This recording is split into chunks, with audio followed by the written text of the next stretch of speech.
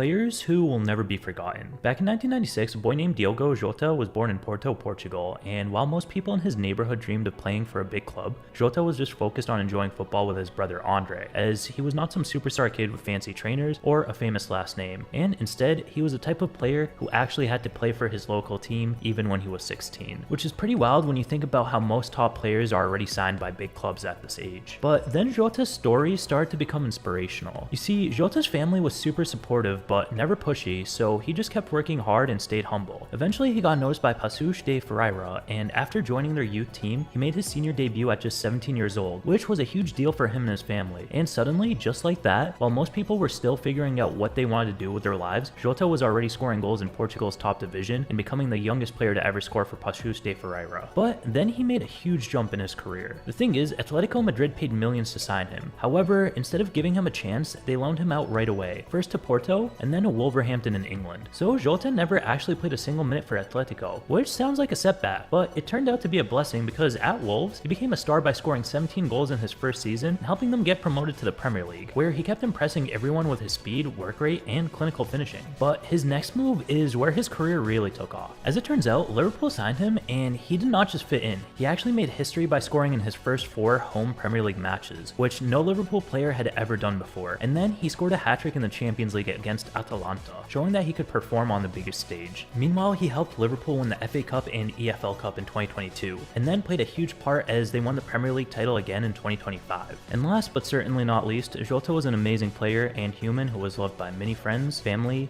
teammates, and fans across the world. May he rest in peace.